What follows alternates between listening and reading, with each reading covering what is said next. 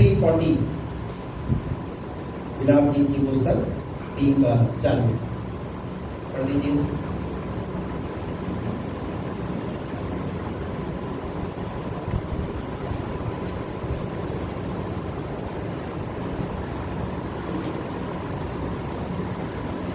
ये रसा आपने हम अपने चाल चलन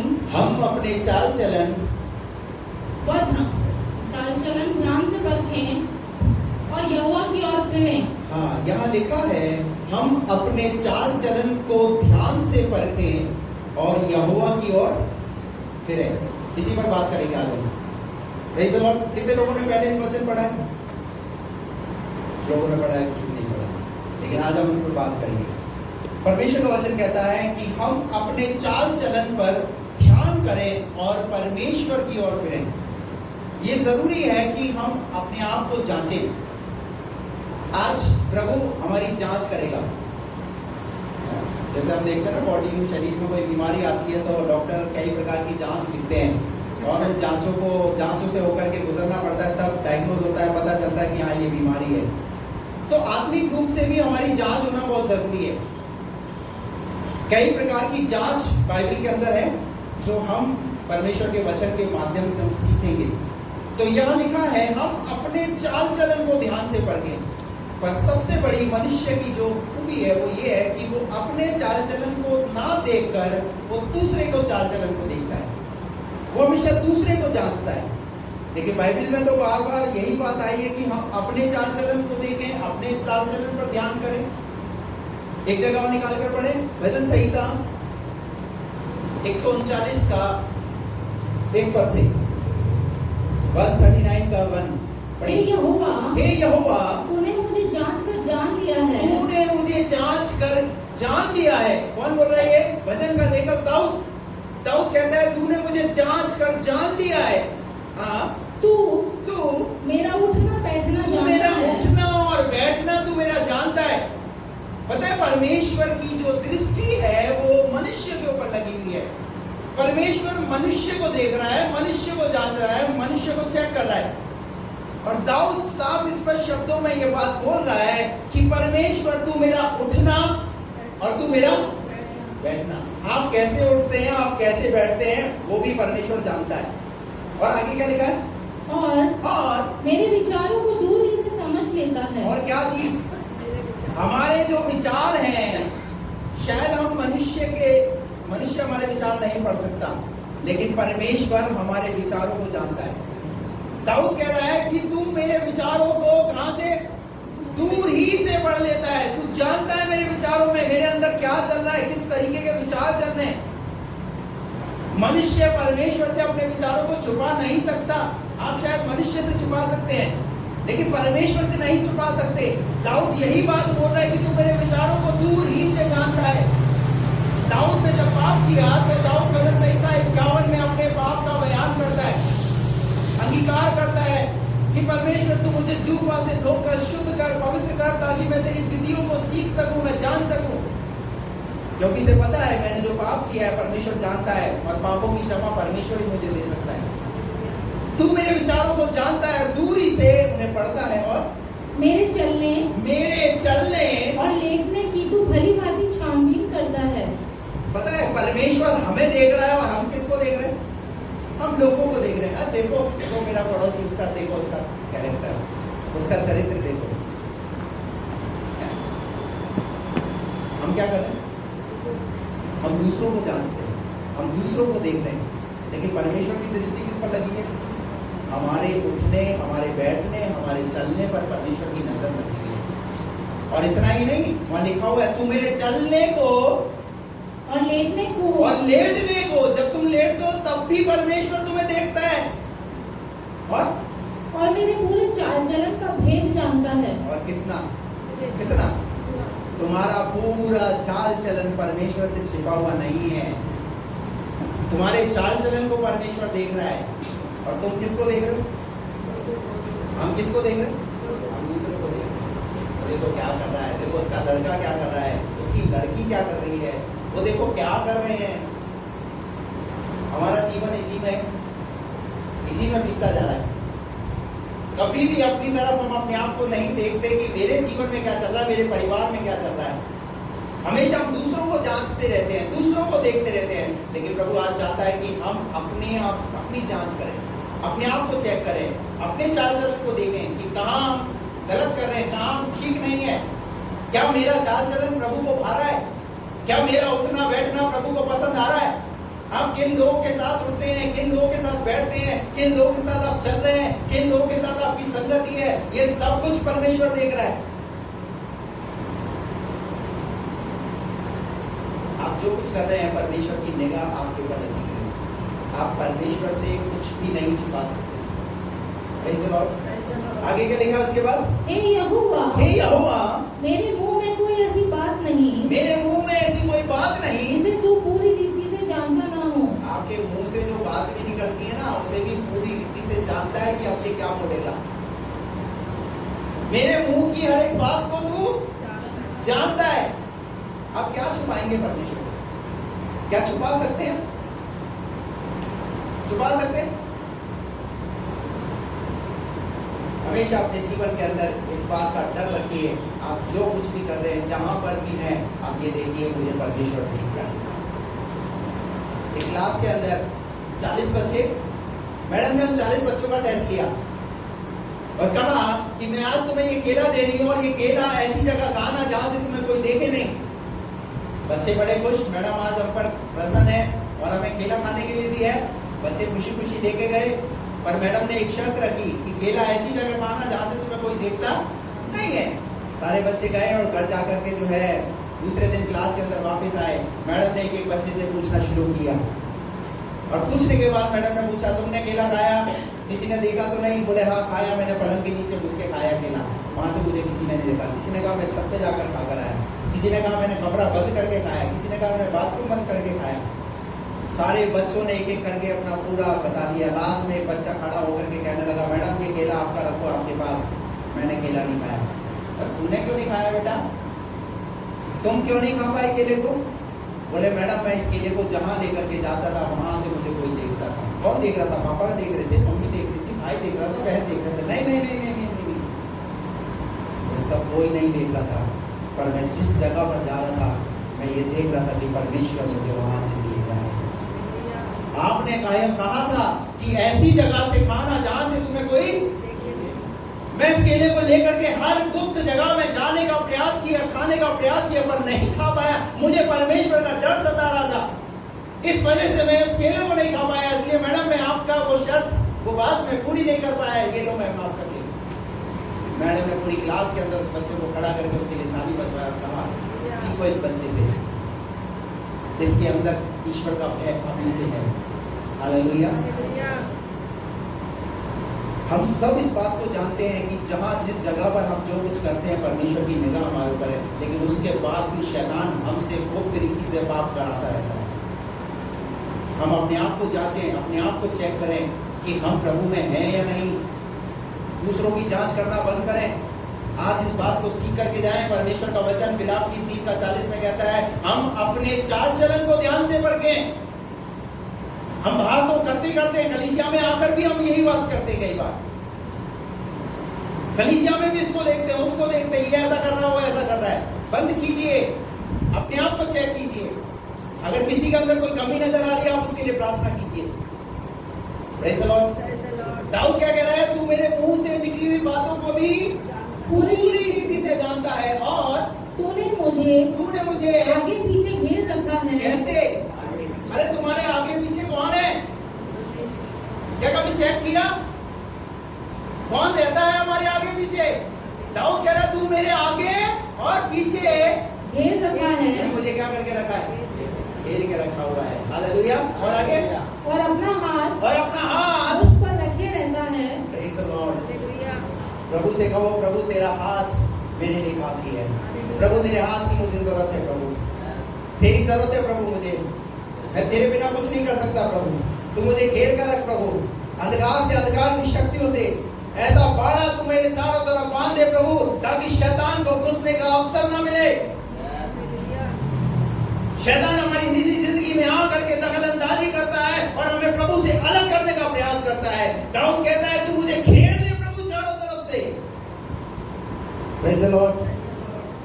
तूने मुझे चारों तरफ से क्या करके रखा है? घेर के रखा है। आप प्रभु की सुरक्षा को महसूस कीजिए अपने जीवन में। लेकिन कई बार जब हम गुनाह करते हैं, हम इस बात को भूल जाते हैं कि प्रभु ने मुझे एक सुरक्षा दी है। हम ही उस सुरक्षा के बाड़े को तोड़ते हैं, ना कि प्रभु तोड़ता है। हम ही उस सुरक्षा के बाड़े से बाहर निकलते हैं अपनी मर्जी को पूरा करने के लिए। जब बच्चे माता पिता के साथ किसी मेले में जाते हैं तो बच्चा क्या करता है? अपने पापा की उंगली को पकड़ता है, और उंगली को पकड़ता है तो क्या करता है? इधर उधर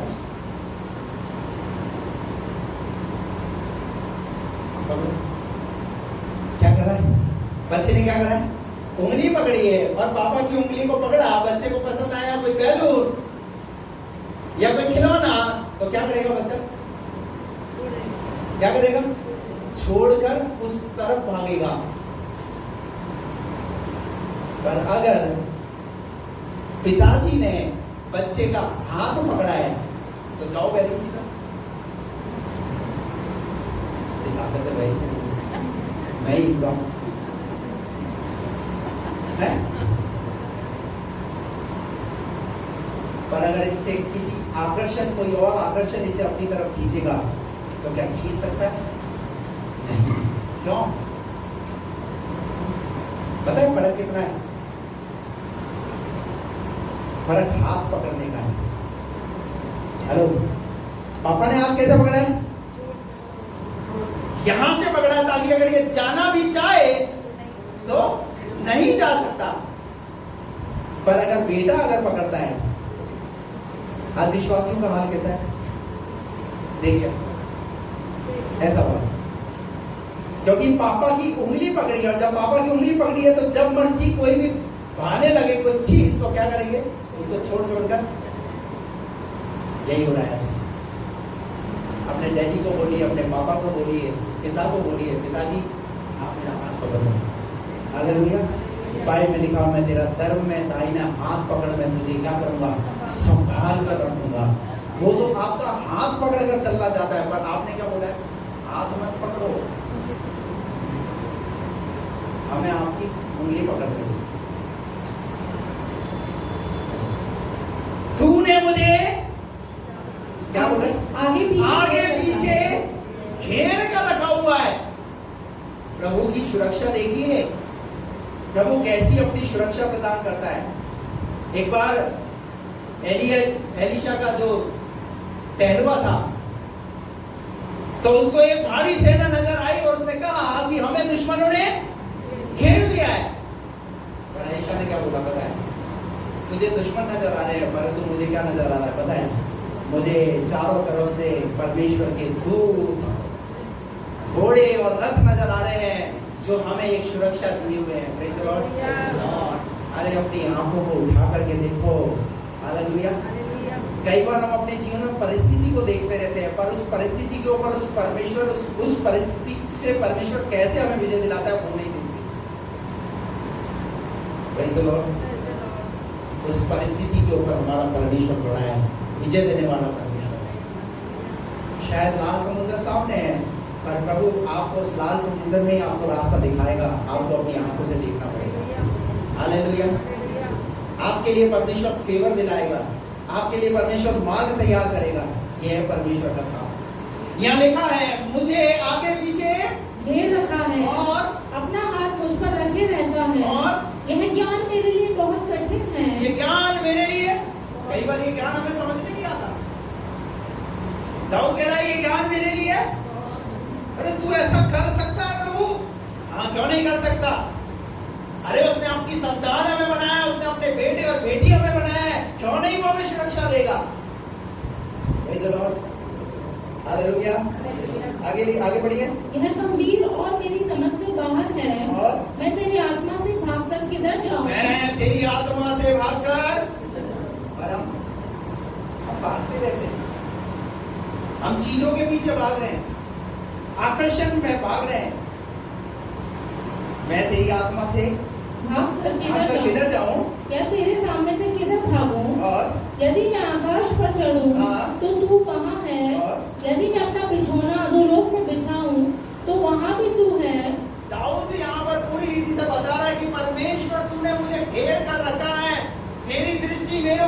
बची हुई है। Praise the Lord। नीति वचन 21:2।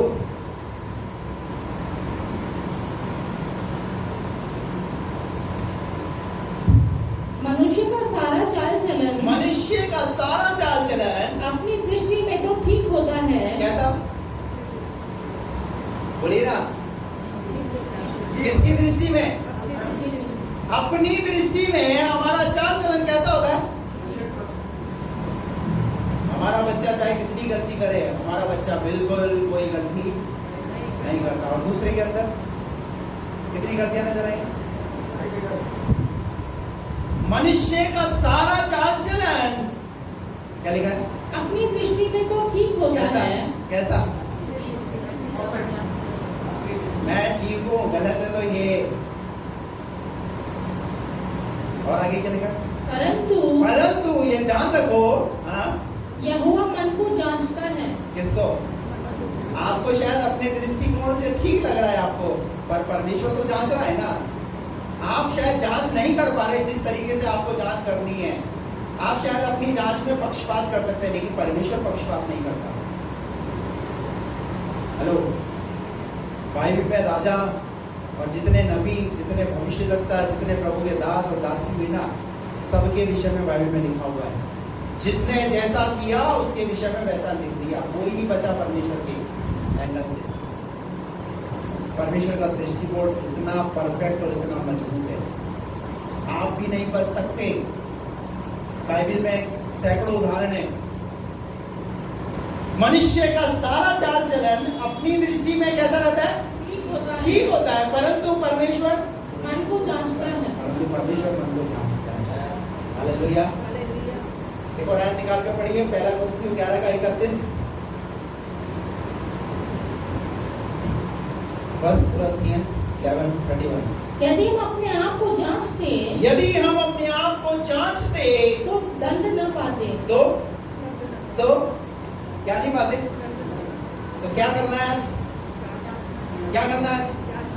आज प्रभु की जो एक्सरे की मशीन आ रही है ना, सिटी स्कैन की मशीन आ रही है? और कौन से जितने भी मशीनें हैं, उन मशीनों से जब एक बीमार आदमी जब गुजरता है, तब जांच पूरा अंदर से पूरा पता चल जाता है ये बीमारी है। पौलुस कह रहा है यहाँ पर, यदि हम अपने आप को जांचते तो दंड न पाते। तो क्या ना पाते? दंड ना पाते। प्रभु ने हमें दंड भोगने के लिए थोड़ी रखा है। प्रभु ने तो हमें बहुतायत का जीवन देने के लिए बुलाया है। बहुतायत का जीवन वो हमें देना चाहता है। पर प्रॉब्लम क्या हो रही है? पर हम अपने आप को जांच नहीं रहे, पर हम परमेश्वर के वचन के जांच के अंतर्गत अपने आप को लेकर के नहीं आ रहे। अपने आप को जांच, और कौन कौन सी जांच है वो आपको बताता हूँ। नंबर 1, पहले नंबर जांच, हम अपने जीवन में, हमारा एक स्वभाव है। कौन सा स्वभाव है? निकाल कर पढ़िए, रोमियों की पत्री 2 अध्याय उसका 1 पद से। अतः हे दोष लगाने वाले, तू कोई क्यों न हो, तू निरुत्तर है, क्योंकि जिस बात में तू दूसरे पर दोष लगाता है, उसी बात में अपने आप को भी दोषी ठहराता है। चेक कीजिए, किस बात में? कैसा स्वभाव है हमारा? कैसा स्वभाव? आते तो हैं प्रभु के भवन में, प्रभु की आराधना तो करते हैं, पर स्वभाव कैसा है? दोष लगाने वाला। क्यों ये बात पौलुस ने रोमियों के खत में, पत्री में ये बात लिखी? इसका मतलब कलीसिया में ऐसा चल रहा है, तभी तो कहा जा रहा है। कलीसिया में ऐसे लोग हैं जिनका नेचर है, जिनका ऐसा स्वभाव है दोष लगाना। पर वचन कह रहा है, हे दोष लगाने वाले, तू जिस बात में दोष लगा रहा है, तू उन्हीं बातों में निरुत्तर है। चेक कीजिए, कहीं मेरा स्वभाव दोष लगाने वाला तो नहीं हो क्या? हमेशा दोष दोष दोष दोष दोष ही लगाते रहते। जब उठो, जब बैठो, जब चलो, जब फिरो, हमेशा दोष दोष दोष दोष। दूर कीजिए ऐसे स्वभाव को। नहीं पसंद करता प्रभु दोष वाले स्वभाव को। 2 जन मंदिर में प्रार्थना करने के लिए गए, एक था फरीसी, दूसरा चुंगी लेने वाला। फरीसी अपने मन में प्रार्थना करने लगा, कहने लगा, मैं दिन में 3 बार प्रार्थना करता हूँ, उपवास भी करता हूँ और अपनी कमाई का 10वांश भी देता हूँ, परंतु मैं बाजू में उसी मंदिर में चुंगी लेने वाले की तरफ उसने अपनी आंख उठा करके कहा प्रभु से कि मैं इस चुंगी लेने वाले के समान। अरे तू अपने जीवन की बहुत अच्छी बातें तो बता रहा है, पर तेरे जीवन की कमी भी ये है कि तू दोष लगा रहा है। तेरा दोष लगाने वाला स्वभाव है और चल रहा है। पता है कहाँ पर प्रार्थना चल रही है? चर्च में, मंदिर में। ऐसे स्वभाव को लेकर के आते हैं और ऐसे ही स्वभाव के साथ चले जाते हैं, पर प्रभु को ऐसा स्वभाव पसंद नहीं है। इसलिए बाइबल में ये वाला भुगतान प्रभु ने दिया। हे दोष लगाने वाले, तू जिस बात में दोष लगा रहा है तू उन बातों में निरुत्तर है। तेरा काम दोष लगाने का नहीं है, जांचने का नहीं है। तेरा काम प्रभु जांचेगा, प्रभु देखेगा। इस लॉर्ड क्या लिखा है? क्योंकि जिस बात में तू दूसरे पर दोष लगाता है, उसी बात में अपने आप को भी दोषी ठहराता है। आगे इसलिए कि तू जो दोष लगाता है स्वयं ही वह काम करता है। और हम जानते हैं कि ऐसे ऐसे काम करने वालों पर परमेश्वर की ओर से ठीक ठीक दंड की आज्ञा होती है। ऐसे ऐसे काम करने वालों पर सुनिए बड़ी आशीषों की वर्षा होगी। दंड की आज्ञा होगी। मैं तो सुना शायद आशीष क्या मिलेगा। और क्या कर रहे हैं हम? बड़े धड़ल्ले से कर रहे हैं, खुल करके कर रहे हैं, खुल करके कर रहे हैं। क्या कर रहे हैं? जहां बैठे नहीं वहां पर दोषारोपण शुरू। वो ऐसा करता है, वो वैसा करता है, उसने ऐसा कर दिया। सुनिए क्या बता रहा हूं। प्रकाशित वाक्य हिकायत निकाल कर पढ़िए। प्रकाशित वाक्य की पुस्तक उसका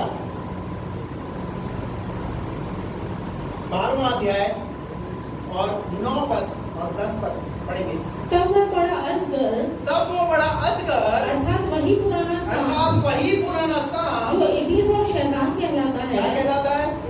इब्लिस कहलाता है और सारे संसार का भरमाने वाला है। तो सारे संसार का भरमाने वाला पृथ्वी पर गिरा दिया गया और उसके दूत उसके साथ गिरा दिए गए। वो गिरा दिया गया, उसके दूत भी गिरा दिए गए। और फिर मैंने स्वर्ग से बड़ा शब्द आते हुए सुना, अब हमारे परमेश्वर का उद्धार और सामर्थ और राज्य और उसके मसीह का अधिकार प्रकट हुआ है, क्योंकि हमारे भाइयों पर दोष लगाने वाला जो रात दिन हमारे परमेश्वर के सामने उन पर दोष लगाया करता था गिरा दिया गया है। क्या कर रहा है वो? ऊपर से नीचे गिरा दिया गया, नीचे गिरा दिया गया तो बस वो एक ही काम कर रहा है, भाइयों पर दोष लगा रहा है। ये किसका स्वभाव है? बड़ी धीमी आवाज आ रही है?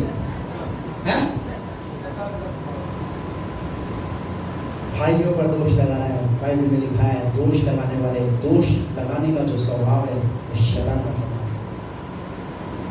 और बड़ी खूबसूरती के साथ शैतान हमारे अंदर इस स्वभाव को डाल देता है और हम इस स्वभाव में हम इतना अंदर ही अंदर पनपते रहते हैं, हमें पता ही नहीं चलता। हम सोचते हैं बुराई थोड़ी कर रहे हैं, दोष थोड़ी लगा रहे हैं, बात ही तो कर रहे हैं। काम भी कर दिया और बुराई भी कर दी। हेलो प्रभु, तू तो सब कुछ जानता है। दोष लगाने वाला स्वभाव किसका है? ये जांचिए आज, कहीं ये स्वभाव हमारे जीवन में तो नहीं पनप रहा। ऐसे स्वभाव से आपको बचने की जरूरत है। पता है बहुत सारी आशीषें हम ही अपनी रोक करके बैठे हुए हैं, बहुत सारी आशीषें। प्रभु तो देना चाहता है, उसका प्रॉमिस है, पर हमें मिल क्यों नहीं रही? हमारे स्वभाव की वजह से, हमारे इस तरीके से चाल चलन की वजह से बहुत सारी आशीषें हम रोक कर बैठे हुए हैं। आगे क्या लिखा है रोमियो की पत्री के अंदर? इसलिए कि तू जो दोष लगाता है स्वयं ही वह काम करता है, स्वयं ही वो काम करता है। और हम जानते हैं कि ऐसे ऐसे काम करने वालों पर परमेश्वर की ओर से ठीक ठीक दंड की आज्ञा होती है। क्या होती है? थोड़ा सीरियस हो गया आप लोग सब। हेलो, सीरियस क्यों बैठे आप लोग हैं? सीरियस मत बैठिए, थोड़ा सा मुस्कुरा कर बैठिए। हालेलुया। क्या लिखा है यहाँ पर? हे मनुष्य, तू जो ऐसे ऐसे काम करने वालों पर दोष लगाता है हाँ। और आप वे ही काम करता है, हाँ। क्या ये समझता है कि तू परमेश्वर की दंड की आज्ञा से बच जाएगा? क्या तू बच जाएगा? और क्या तू उसकी कृपा और सहनशीलता और धीरज रूपी धन को तुच्छ जानता है? हाँ, क्या यह नहीं समझता कि परमेश्वर की कृपा तुझे मन फिराव को सिखाती है? क्या सिखाती है? परमेश्वर कह रहा है अगर ये बात तुझे समझ में आ रही है तो क्या करना है तुझे? मन फिराना है। खुदा का शुक्र मानो, खुदा को कहो, खुदा मुझे ऐसे स्वभाव से तूने अब तक बचा के रखा, ऐसी चीज से मुझे बचा कर रखा, बची है ऐसी चीजों से। ये जबरदस्ती हमारे जीवन में घुस आती है। बड़े बड़े पाप तो हमने छोड़ दिए, बड़ी बड़ी गलतियां तो हमने छोड़ दी, पर अभी भी छोटी छोटी लोमड़ियां हमारी दाग की बारी को खराब कर रही है। छोटी छोटी बातें। और किसके जीवन में पता है? ये रोमियों की पत्री जो है वो किसके लिए है पता है? विश्वासियों के लिए। यानी विश्वासी ऐसी गलती कर रहे हैं, जो परमेश्वर के वचन को पढ़ते हैं वो ऐसी गलती कर रहे हैं। और पता है मंदिर में जो दो जन प्रार्थना के लिए आए थे, उनमें से जो प्रार्थना कर रहा था वो कौन है पता है? वो फरीसी है, यानी ठेकेदार, धर्म का ठेकेदार, पंडित, पुजारी।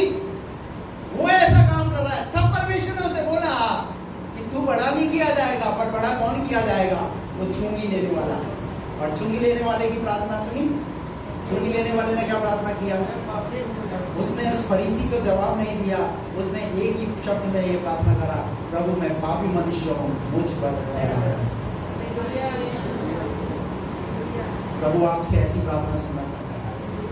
अगर आपसे जाने और अनजाने में अगर गलतियां होती है, प्रभु से बोलो, प्रभु मुझसे जो गलती हुई है मुझे आप क्षमा करो। प्रभु को अपनी अच्छाइयां मत बताओ।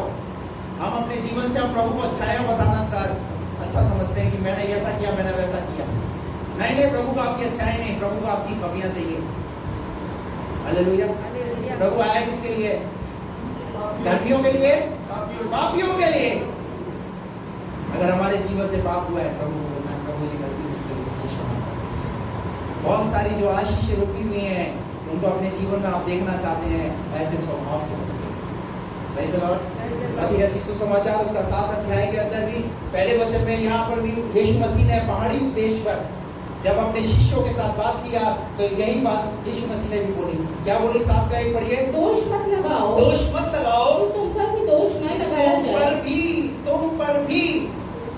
ये बात यीशु मसीह ने सेवकाई जब शुरू की, और सेवकाई के दौरान में यीशु मसीह ने अपने चेलों को ये बात सिखाई भी प्रैक्टिकली कि जब तुम सेवकाई में उतरो, सेवा करो, तो इस बात को ध्यान रखना, दोष मत लगाना, दोष मत लगाओ कि तुम पर भी दोष न लगाया जाए, क्योंकि जिस प्रकार तुम दोष लगाते हो, उसी प्रकार तुम पर भी दोष लगाया जाएगा। उसी प्रकार तुम पर भी क्या लगाया जाएगा?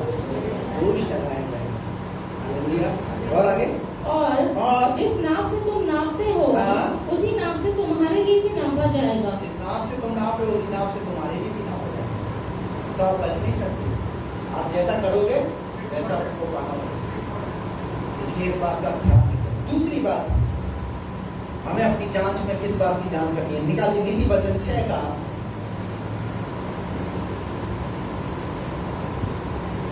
34 पर 34। क्योंकि जलन से पुरुष बहुत ही क्रोधित हो जाता है। जलन से पुरुष बहुत ही क्रोधित हो जाता है। क्रोधित हो जाता है। कैसा स्वभाव? जलन का स्वभाव। अभी हम एक स्वभाव से गुजर कर आए। कौन सा स्वभाव था? दोष लगाने वाला। अब एक स्वभाव कौन सा पनप रहा है एक इंसान के जीवन में? जलन। खतरनाक। Be careful. बहुत डेंजर है ये बात। नीति वचन का लेखक सुलेमान यहां पर कहता है जलन से पुरुष बहुत ही क्रोधित हो जाता है। क्या हो जाता है? जब आपके अंदर अगर जलन होगी ना, तो दूसरा स्वभाव भी आपके अंदर नजर आएगा। और वो कैसा? जलन से पुरुष क्रोधित हो जाता है। मत पनपने दीजिए जलन को अपने अंदर। जलन किस बात की? पता है जलन जो है ना, जलन जैसी चीज है ना, वो बाहर के लोगों के साथ में कम होती है, वो अंदर के लोगों के साथ ज्यादा होती है। अंदर के लोग कौन? घर के लोग, दौरानी जेठानी, सास बहू, देवर देवरानी है। समझ में आ रही मेरी बात?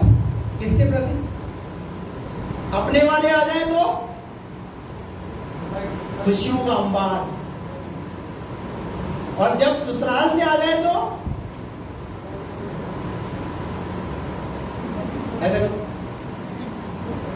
ऐसा मतलब क्या? ये पेट में मरोड़ा उठना शुरू हो जाए। काय का मरोड़ा? जलन आ गए, बना के खिलाना पड़ेगा। जलन से पुरुष क्रोधित हो जाता है। सुनना चाहते हैं उदाहरण? निकाल कर पढ़िए। पहला शमूएल 17 अध्याय उसका 28 पद। जब दाऊद उन मनुष्यों से बातें कर रहा था, तब उसका बड़ा भाई एलियाब सुन रहा था। और एलियाब दाऊद से बहुत क्रोधित होकर कहने लगा। क्या करने लगा?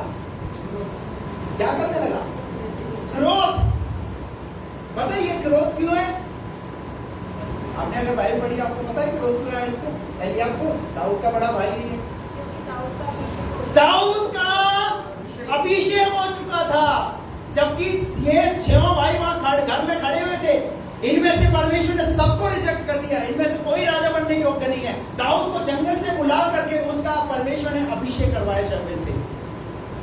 और जो बड़े भाई थे, घर के लोग थे, जो बड़े हट्टे कट्टे डील डोल शाऊल की फौज के अंदर बड़े सेना पदेदारी का पद उनके पास था। ऐसे में अब क्या हुआ?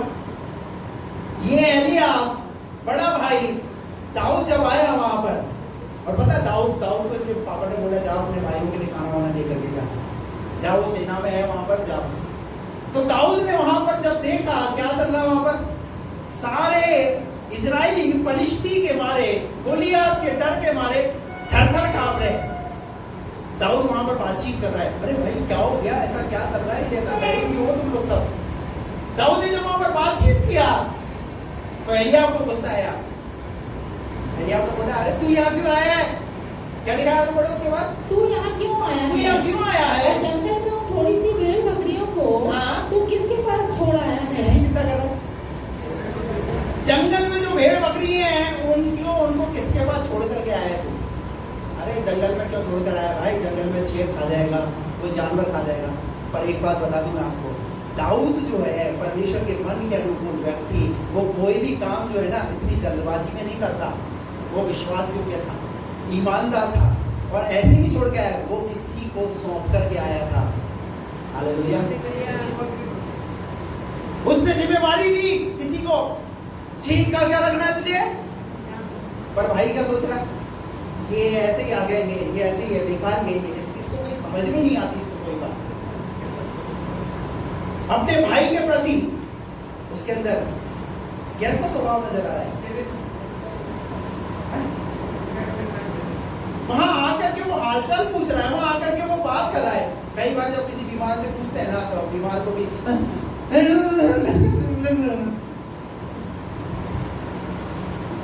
इरिटेट। हाँ, पता है यूहन्ना के 5वें अध्याय के अंदर एक व्यक्ति झोले का मारा, कैसा पड़ा हुआ है? कितने साल से? 38 साल से। जब 38 साल से पढ़ा हुआ है, मैं पढ़ रहा था, मैं उस बात को मैं विचार कर रहा था, मैंने 38 साल इसने बिता दिए, और ये 38 साल से इस कुंडी के किनारे पढ़ रहा है। पता है अपने एटीट्यूड की वजह से पढ़ा हुआ है।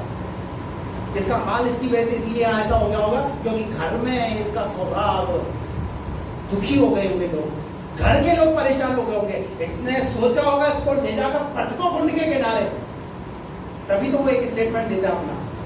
क्या स्टेटमेंट देता? मैं जाना तो चाहता हूं कुंड के पास, पर पहुंच नहीं पाता। पहुंच इसलिए नहीं पाता कि तेरा एटीट्यूड ठीक नहीं है, तेरा बोलने का तरीका ठीक नहीं है। हेलो, तू चंगाई क्यों नहीं पाया तूने?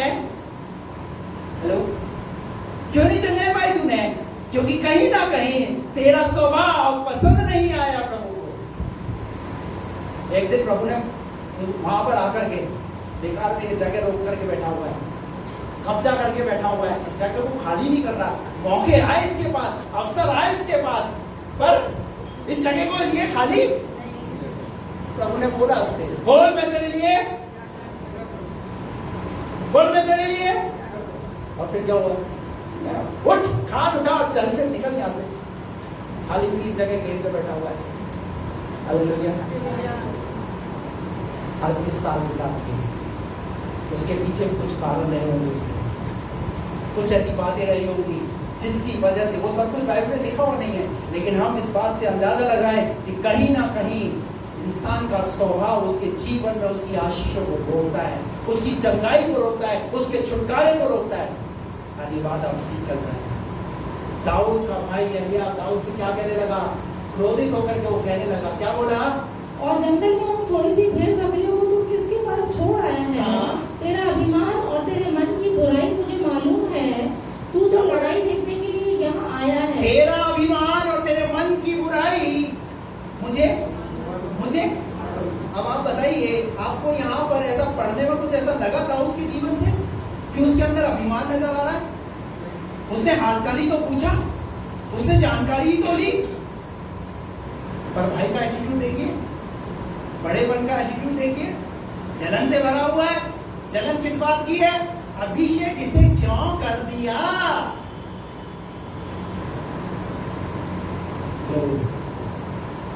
कितने लोग समझ रहे बात? ऐसा स्वभाव आपके जीवन में नहीं होना है। हालेलुया।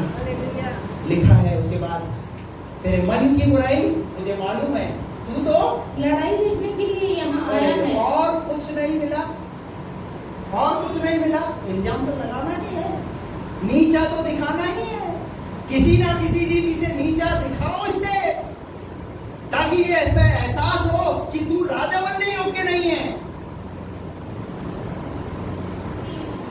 समझ आ रही है आपको मेरी बात? दाऊद कुछ नहीं बोल रहा, दाऊद को किसी प्रकार की शिकायत नहीं है। दाऊद ने तो सिर्फ वहां पर आ करके हालचाल पूछा है, जानकारी ली है, पर उसके बदले में उसके भाई ने कितनी बातें, कितनी चीजें उस दाऊद के खिलाफ उसके लिए बोल दी। ये सब कुछ क्यों है? क्योंकि कहीं ना कहीं उसका भाई एलियाब जलन से भरा हुआ है। जो अंदर भरा हुआ था, यीशु मसीह ने बोला, जो तुम्हारे अंदर भरा हुआ होता है वो बाहर आता है। अगर आपके अंदर अगर प्रेम भरा होगा ना, तो प्रेम प्रकट होगा, लेकिन अगर अंदर जलन भरी हुई ना, तो आप हमेशा चलते ही रहोगे, चलते ही रहोगे। कई बार जब हाईवे पर जब गाड़ी लेकर के जाते हैं कहीं, तो ट्रक के पीछे लिखा हुआ होता है, बोलो क्या लिखा होता है? चलो मगर, अरे उससे सीखो। हालेलुया। चलो मगर प्रभु नहीं चाहता कि आप अपने अंदर जलन करें। आगे बढ़िए, उसके बाद क्या लिखा है? दाऊद ने कहा, अब मैंने क्या किया? अरे भाई मैंने क्या किया? बोलते ना कई बार माता पिता बच्चों को डांट देते हैं, तूने ये गलती की, तूने गलती की। बच्चा बोलता मैंने तो गलती की नहीं, तो मुझे क्यों डांट रहे हो आप? मुझे क्यों बोल रहे हो आप? कई बार जब गलती नहीं की होती तब भी क्या मिलता है?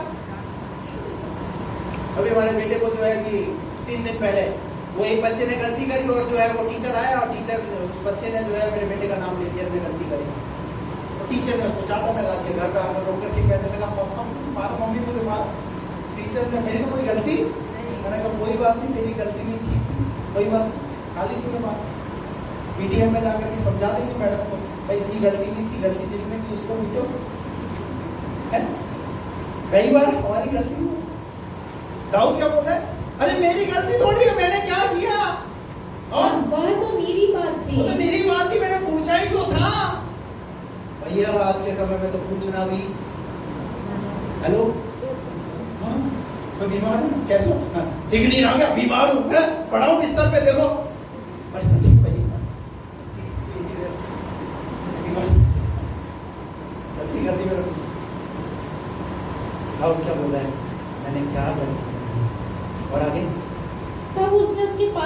तब उसने उसके पास मुंह से फेर के दूसरे के सन्मुख होकर वैसी ही बात कही हाँ। और लोगों ने उसे पहले के समान उत्तर दिया। और जब दाऊद की बातों की चर्चा हुई हाँ। तब शाऊल को भी सुनाई गई हाँ। और उसने उसे बुलवा भेजा। हाँ। तब दाऊद ने शाऊल से कहा, किसी मनुष्य का मन उसके कारण कच्चा न हो, तेरा दास जाकर उस पलिश्ती से लड़ेगा। शाऊल ने दाऊद से कहा, तू जाकर उस पलिश्ती के विरुद्ध युद्ध नहीं कर सकता। समझ में आया? दो स्वभाव नजर आ रहे हैं यहाँ पर। बड़े भाई का स्वभाव नजर आ रहा है, छोटे भाई का स्वभाव नजर आ रहा है। इतना सब कुछ सहन करने के बाद भी दाऊद ने उस जगह को नहीं छोड़ा, और नहीं छोड़ने की वजह से वो शाऊल के पास जाकर के कहने लगा, अरे मैं जाकर के उससे लड़ूंगा।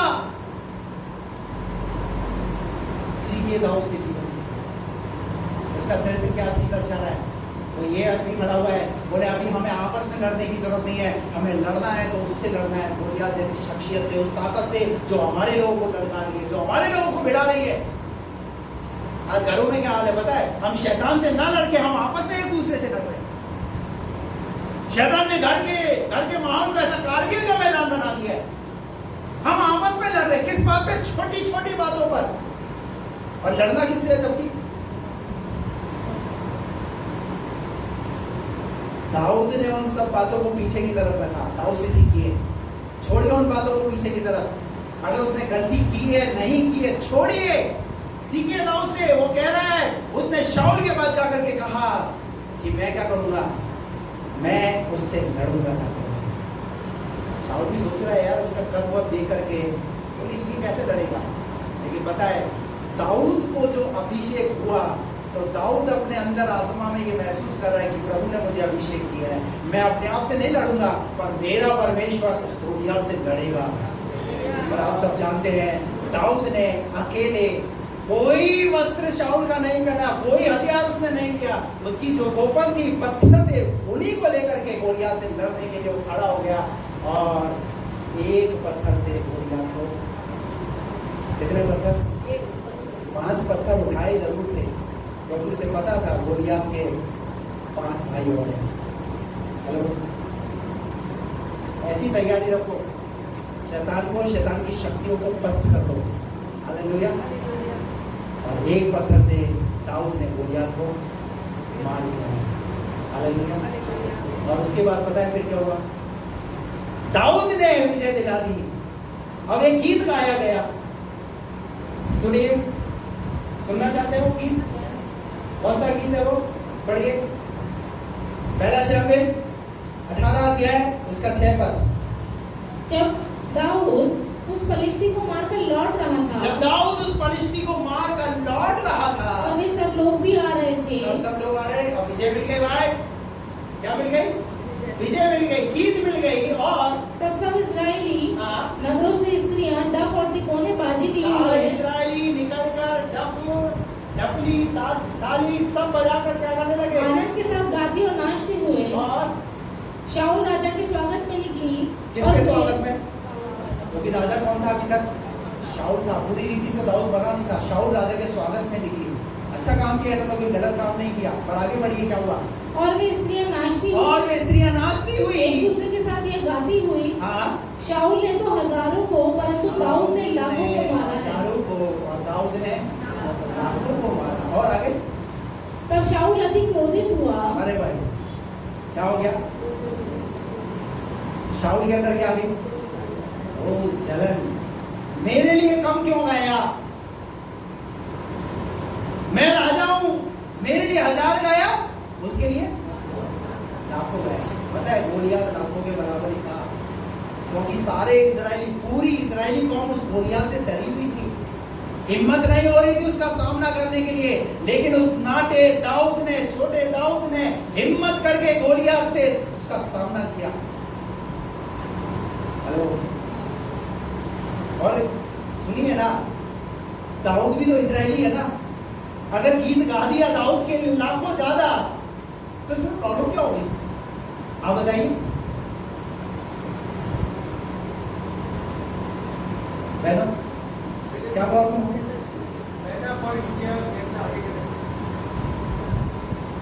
आज लड़ाई किस चीज की है? छोटा छोटा बड़ा,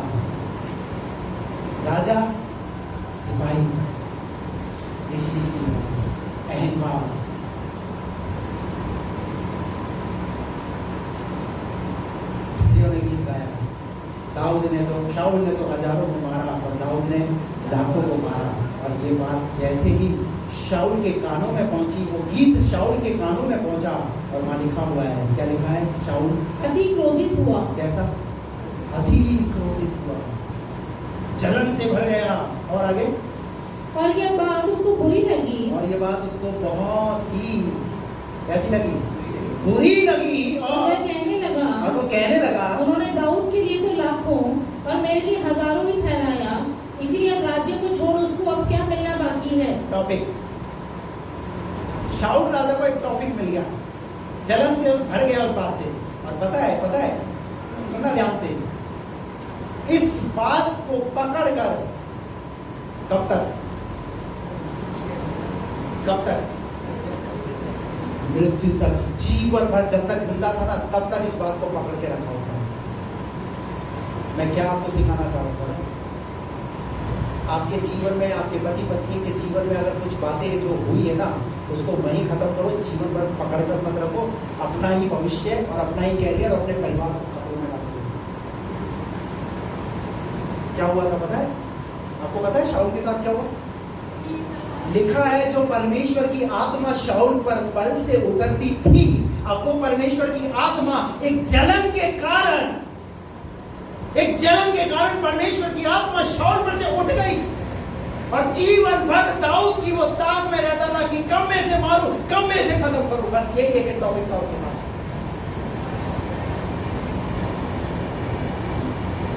इस टॉपिक को पकड़ के रखा। मत भरे रहिए ऐसी चीजों से, ईर्ष्या से मत भरे रहिए, जलन से मत भरे रहिए, मत बैठिए इन चीजों से लेकर के। अगर आप इसी चीज के साथ अगर परमेश्वर के भवन के अंदर आते, नहीं भरेगा परमेश्वर आपको अपनी आत्मा से, नहीं भर पाओगे परमेश्वर की आत्मा से, आप नहीं वरदानों को अपने जीवन में देखोगे। क्योंकि अगर आपने अपने जीवन में ये टारगेट बना के रखा है, जब तक मैं अपनी आंखों से इस इंसान के अंत को ना देख लूं, तब तक मैं चैन से नहीं बैठूंगा। अगर ये सोचकर बैठो, कभी भी आशीष नहीं पाओगे। मैं नहीं, परमेश्वर का वचन ये बात आपको सिखा रहा है। कर दीजिए दया, कर दीजिए क्षमा। और कोई गलत बात नहीं गाई है उन्होंने, एक अच्छी हुई बात गाई है। और बल्कि शाऊल को गर्व होना चाहिए इस बात के लिए कि मेरी सेना के अंदर सारे सेनापति, सारे जो बड़े बड़े पदों पर थे, वो सब डर रहे थे, परंतु हमारी सेना के अंदर एक छोटा बालक भी कैसा है? वीर योद्धा के समान है।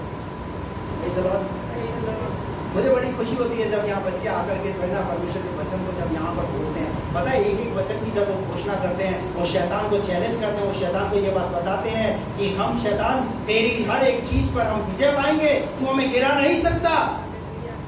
आज ये जो वचन अपने मुंह से निकाल रही है, इस बात की घोषणा कर रहे हैं, शैतान को चैलेंज कर रहे हैं। और आने वाले दिनों में आप देखना इनके प्रति उत्तर।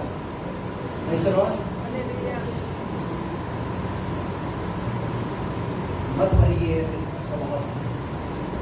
आज जो बात मैं आपको बता रहा हूँ, सीख कर जाइए, जांच कीजिए कहीं जलन का स्वभाव हमारे अंदर बना तो नहीं रहा। छोटी छोटी बातों पर हम जल तो नहीं रहे, छोटी छोटी बातों पर हम तोड़ तो नहीं रहे, और ये चीजें क्या कर रही है? आशीष को रोक रही है। कितनी बड़ी चीज खोदी पता है शाऊल ने? कितनी बड़ी चीज खोदी? अपना अभिषेक। क्या को देता है एक विश्वासी? आप जो अभिषेक पाते हैं ना 2 घंटे बैठकर प्रभु की आराधना करके, और फिर जब घर चले जाते हैं, पूरे 6 दिन हम जब जिस वातावरण में रहते हैं, वहां पर जब कुछ चीज ऐसी आती है ना, सावधान रहिए, वो कहीं ना कहीं आपके लिए परीक्षा का कारण है। बचिए ऐसी चीजों को करने के लिए। ये बात याद रखिए, नहीं मैं परमेश्वर का जन हूं, मैं परमेश्वर की बेटी हूं, परमेश्वर का बेटा हूं, मुझे इस काम को नहीं करना। थोड़ी सी निराशा आ गई, मर जाओ, अच्छा है, फांसी लगा दो, पंखे में लटक जाओ, ट्रेन के आगे कूद जाओ। ये प्रभु का स्वभाव नहीं है। प्रभु की ओर से नहीं ये बातें, ये सब शैतान की ओर से।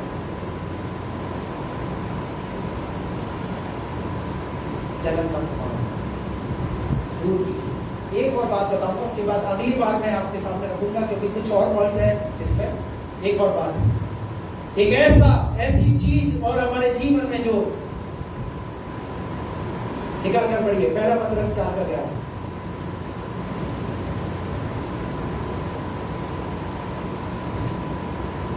यदि कोई बोले तो ऐसा बोले मानो परमेश्वर का वचन है। तीसरी बात, एक विश्वासी का बोलना क्या लिखा है? यदि कोई बोले यदि कोई बोले तो ऐसा बोले मानो परमेश्वर का वचन है। कैसा बोलना है आपको? बोलना है तो कैसा बोलना है? मानो परमेश्वर का वचन। हमारा बोलने का तरीका। हालेलुया। यीशु मसीह के साथ में जब यीशु मसीह ने सेवा शुरू किया, 12 चेलों को उसने चुना, 12 शिष्यों को चुना और उनके साथ यीशु मसीह ने समय बिताया। और समय बिताने के बाद में एक समय ऐसा है, यीशु मसीह को पकड़वा लिया गया, पकड़ लिया रोमी सल्तनत के रोमी सरकार ने। और उसके बाद में उनके चेलों को भी ढूंढा गया और एक चेला पकड़ा गया, उसका नाम था पतरस। जब पतरस को एक छोटी सी लड़की ने देखा, जाना और पहचाना, लिखा है जाना और पहचाना, और कहा कि तेरी बोली तेरा भेद खोलती है, और ये भेद खोलती है कि तू भी उनके साथ। क्यों? क्योंकि पता है जैसा यीशु बोलता था वैसा चेले भी बोलते हैं। हेलो। और कितने समय के अंतराल में परिवर्तन आ गया? बोलिए, कितने समय के अंतराल में? यीशु मसीह ने कितने साल सेवा किया? 3.5 साल यीशु मसीह ने सेवा किया। और इस 3.5 साल के समय के अंदर चेलों का स्टाइल चेंज हो गया। हेलो। पता है आज हम जो है ना, हम स्टाइल बाहरी रूप से चेंज बहुत करते हैं। अभी मान लीजिए अभी बारिश का समय चल रहा है तो लहरिया चलेगा। क्या चलेगा? बोलो क्या चलेगा? देखो लहरिया पहन रखा है। क्या चलेगा? फिर उसके बाद जैसे ही बारिश का समय गया, फिर उसके बाद फहरिया चलेगा, फिर उसके बाद और कुछ चलेगा है? वो आजकल तो जो वो जाते हैं दुकान पे, वो एक दिन रविशंकर की दुकान पे एक लड़का है जींस लेने के लिए, तो वो जींस दिखाने लगे तो लड़का दुकान से बाहर चला गया। मम्मी पापा बोलते क्या पसंद नहीं आ रही? क्या हो गया? इधर तो बोला फाटोड़ी जींस नहीं है क्या? फाटोड़ी कौन सी जींस? फाटोड़ी जींस नहीं है क्या? ये मेरी आंखों की बात है, उस समय कुछ काम के लिए क्या हो। तो पता है कैसी जींस है? क्योंकि अभी क्या चल रहा है बच्चों को? कैसी जींस है? फटी हुई जींस। फैशन, फटा हुआ भी एक फैशन। पहले हमारे टाइम में हम जो पैंट अगर फट भी जाती थी ना, मम्मी को बोलते थे मम्मी इसको सिल दो, नहीं निकलेंगे घर से बाहर। वो सुई धागा लेकर के माँ क्या करती थी? कितने लोगों के साथ ऐसा हुआ। और अभी आपका बच्चा क्या मांगता है? जब तक वो फटी हुई जींस ना पहने तब तक वो फैशन ही पूरा नहीं है उसके।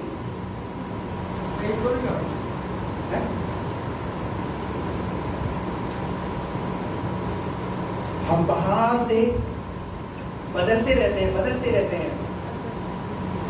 जैसे ऋतुएं बदलती है वैसे हम बदलते रहते हैं। लेकिन इस 3.5 साल के अंदर ये चेले कैसे हो गए पता है? जैसा यीशु मसीह का स्वभाव था वैसा ही चेलों का स्वभाव नजर आने लगा। एक छोटी सी लड़की इस बात की गवाही दे रही है और पहचान करके ये बोल रही है कि तेरी बोली भी ये भेद खोलती है कि तू भी यीशु के साथ रहा है। अब आप समझ सकते हैं जो मछली पकड़ने वाले हैं वो मछली पकड़ते होंगे तो उनकी भाषा कैसी होगी, किस तरीके से वो आपस में एक दूसरे से बात करते होंगे, उनका बोलने का तरीका कैसा होता होगा, समझ रहे? लेकिन जब यीशु मसीह की संगति में आ गए तो उनका बोलने का तरीका, एक गीत है ना, यीशु के क्रूस से मेरा जीवन, मेरा स्टाइल, आपका स्टाइल बदला नहीं बदला? Hello, praise the Lord. आपका स्टाइल में प्रभु को बदलाव नजर आना चाहिए। प्रभु आपकी स्टाइल को बदलते हुए देखना चाहता है। अगर आप उसके पास आ रहे हैं और अगर आप स्टाइल को नहीं बदल रहे हैं, कपड़े बदल रहे हैं पर स्टाइल नहीं बदल रहे, अपना उठना बैठना जैसे दाऊद कह रहा है चलना फिरना पर सब पर तेरी नजर है प्रभु, वैसे अगर हम अपने आप को नहीं बदल रहे, हम अपने बोलने को, हमारी बोली से हम लोगों को प्रभु के पास ला रहे हैं या हम अपनी बोली से लोगों को दूर कर रहे हैं। कई बार हमारी बोली क्या कर देती है, हमसे लोगों को दूर कर देती है। हमारे मित्र कम दुश्मन ज्यादा हो गए। किस वजह से? किस वजह से? बोलिए ना, हमारी बोली की वजह से। मित्र नहीं है, दुश्मन ज्यादा। अरे भैया उससे बात मत करना, उसका तो बोलने का तरीका ठीक नहीं है, उससे तो बात तो प्यार से करो। वो तो लड़ने के लिए चढ़ा आता है। होता है ईश्वर जी, होता है, देखो होता है। पर अगर हम प्रभु के वचन को, प्रभु की शिक्षा को दे रहे हैं, तो हम इस बात को कम से कम सीखें कि हमारी बोलने के द्वारा प्रभु के पास आना चाहिए, बल्कि प्रभु से दूर नहीं जाना चाहिए। हालेलुया। और पतरस बोलता है अपनी पत्री में, बोलो तो ऐसा बोलो मानो परमेश्वर का वचन है। हालेलुया। Praise the Lord. हम अपनी बोली से लोगों को जीतने वाले हैं। हालेलुया। निकाल कर पढ़िए प्रेरितों के काम 3 अध्याय। वहां पर हम देखते हैं पतरस, यूहन्ना और याकूब।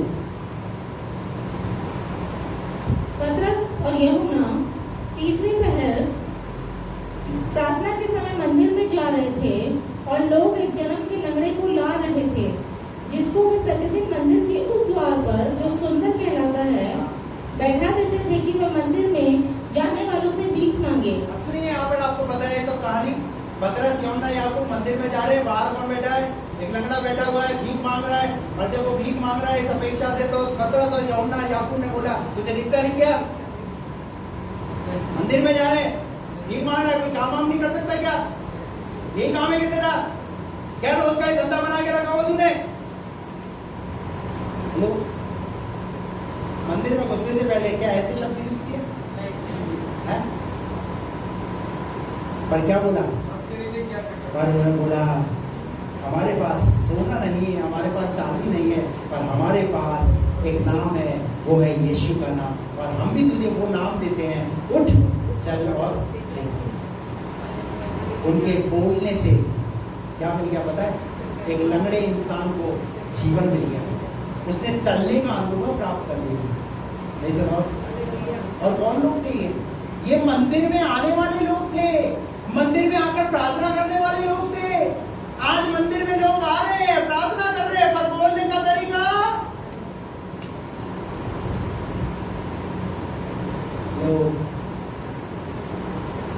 उस लंगड़े व्यक्ति ने चंगाई को पा लिया, पता है? पतरस और यूहन्ना के बोलने के द्वारा। हमारा बोलना, प्रेज़ द लॉर्ड।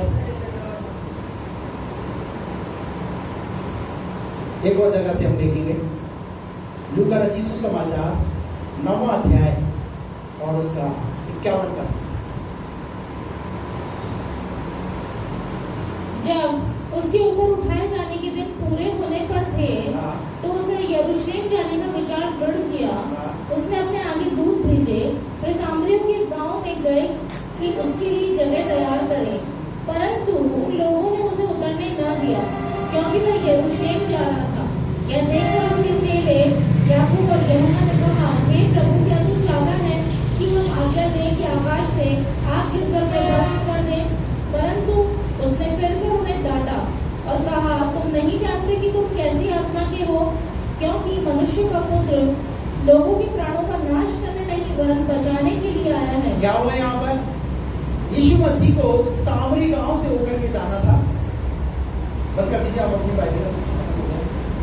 सामरी गांव से होकर के जाना था, और जब यीशु मसीह सामरी गांव से होकर जाने वाले थे, तो यीशु मसीह ने कहा अपने चेलों को, जाकर मेरे लिए मार्ग तैयार करो और जगह तैयार करो, मैं वहां से होकर उठूंगा।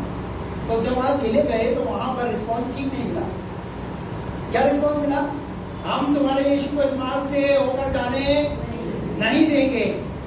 और जैसे ही ये बात उन्होंने बोली, सामरी के लोग बने, वहां के गांव के लोग बने, तो चेलों को क्या आ गया? गुस्सा आ गया। और जब गुस्सा आ गया तो गुस्से से भरे हुए आए और आकर कहने लगे, प्रभु उस गांव से जाने के लिए मना कर दिया उन लोगों ने, आप बस हुक्म करो, अपन आग गिराकर उस गांव को ही भस्म कर दे। पता है कौन सा अनुभव? एलिया के समय का। उन्हें याद आ गया कि एलिया के समय में क्या उतरी थी स्वर्ग से? आग उतरी थी। यानी उसने बोला और आग उतरी थी। पर वो आग क्यों उतरी थी, कैसे उतरी थी, उसके पीछे रीजन कुछ और था। और यहाँ पर रीजन क्या है? सिर्फ रास्ता नहीं दिया, इसकी वजह से क्या बोल रहे हैं? क्या करे उन्हें आग के द्वारा? यीशु मसीह का उत्तर क्या बोला यीशु मसीह ने? अरे तुम कैसी आत्मा के बने हुए हो, क्या बोल रहे हो? मनुष्य का पुत्र नाश करने के लिए नहीं आया, पर काय के लिए आया? मेरा नाम खराब करो। आज बहुत सारे लोग क्या कर रहे हैं पता है? यही कर रहे हैं। जब लड़ाई होती है घर में, कोई बात होती है, चढ़ जाते हो ना तुम, तो चढ़ जाते हो, ऐसी बात करते हो। अभी कुछ दिन पहले एक भाई मेरे को शिकायत कर रहे थे अपनी पत्नी, मेरी पत्नी ऐसा करती, मेरी पत्नी ऐसा करती है। मैं उसको बोलता हूँ तू चढ़ जाती है, तू ऐसा करती है। मैंने बोला भैया चर्च वर्च को बीच में मत लेकर आओ, तुम्हारी पति पत्नी की लड़ाई चढ़ जाती है तो चर्च तो तुम भी आते हो, चर्च को क्यों बीच में लाना? वो बाइबल पढ़ती है, प्रार्थना करती है, लेकिन फिर भी ऐसा करती है, मेरे से लड़ती है। यीशु मसीह का नाम क्या कर रहे हैं? क्या प्रभु ने इजाजत दी? क्या प्रभु तो मना करता है ना, पर काम क्या कर रहे हैं हम? काम यीशु मसीह ने बोला क्या? अगर वो जगह रास्ता नहीं दे तो क्या करना? आग गिरा देना। यीशु मसीह ने बोला कैसी आत्मा के बंधु, मैं आग गिराने नहीं, मैं बचाने के लिए आया। हालेलुया। अगर कोई हमारे साथ ठीक ना करे तो हम क्या क्या सोचते हैं? तो होना ही था, ऐसा हो जाए इसके साथ। अरे भैया ये ऐसे बदले की भावना प्रभु के अंदर नहीं है। प्रभु तो जो है अगर बदलना चाहता तो क्रूस पर लटकने से पहले वो सबको स्वर्गदूतों की फौज ऊपर से बुलवा करके सारे लोग जो है उन्होंने पकड़ा था, वो सबको नाश करवा सकता था। क्या किया यीशु मसीह ने? नहीं किया। यीशु मसीह ने क्रूस पर लटके हुए का बोला, हे पिता इन्हें क्षमा करके नहीं जानते। क्योंकि पता है शैतान उस काम को करने के लिए रोकना चाहता था, पर यीशु मसीह ने धीरज धरा क्योंकि वो उद्धार के काम को पूरा करना चाहता था। आप भी अपने जीवन में अगर आशीष पाना चाहते हो, उस प्रभु के उद्धार को, प्रभु की शांति को, आनंद को देखना चाहते हो, तो धीरज रखो अपने जीवन के अंदर। बोलो तो ऐसा बोलो मानो परमेश्वर का वचन। जोश में होश मत खोइए। कई बार हम जोश में ऐसी बातें बोल देते हैं, ऐसे शब्द बोल देते हैं जिसकी वजह से सामने वाला हमसे। यहाँ पर यीशु मसीह ने तुरंत उन्हें डांट लगाई, फटकार लगाई, मेरी फौज में हो, मेरे साथ हो, मेरे चलो, ऐसी बातें बोल दो। ऐसा नहीं बोलना आज के बाद। मैं नाश करने नहीं और बचाने के लिए आया। हालेलुया। प्रभु इन वचनों के द्वारा आपको ऐसी शक्ति और ऐसी सामर्थ्य दे। इसमें 2-3 बातें और आगे अगले संडे हम उसको कंटिन्यू करेंगे। ऐसा लॉर्ड आइए आप सब अपनी आंखें बंद करें, अपने आप को जांचें।